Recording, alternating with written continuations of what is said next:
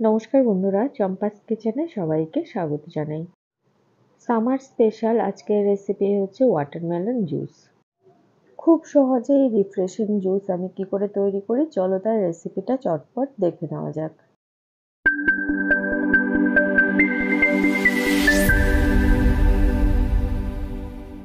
এর জন্য এখানে আমি একটা বড় সাইজের তরমুজের অর্ধেকটা অংশকে খোসা ছাড়িয়ে ছোট ছোট টুকরো করে কেটে নিয়েছি।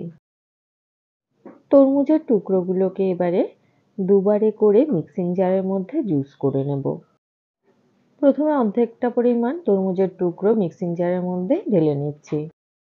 এবারে এর মধ্যে দিচ্ছি কিছুটা পুদিনা পাতা, 4 টিস্পুন পরিমাণ চিনি দিয়ে দিচ্ছি।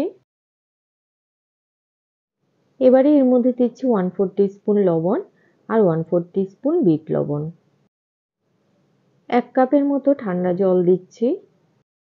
ঠান্ডা জলের পরিবর্তে তোমরা চাইলে বরফ কুচিও এর মধ্যে ব্যবহার করতে পারো।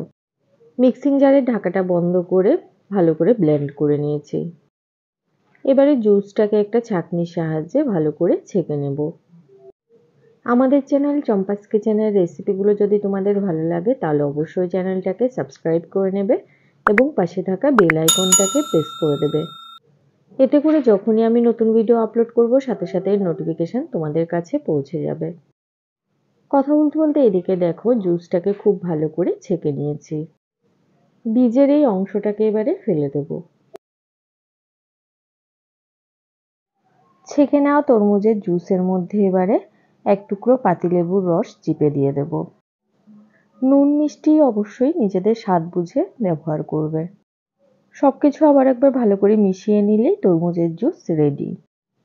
রেসিপিটা কেমন লাগলো অবশ্যই কমেন্ট করে জানাবে। ভালো লাগলে লাইক করবে আর তোমার বন্ধুদের সাথে ভিডিওটাকে শেয়ার করতে কিন্তু একদম ভুলবে না।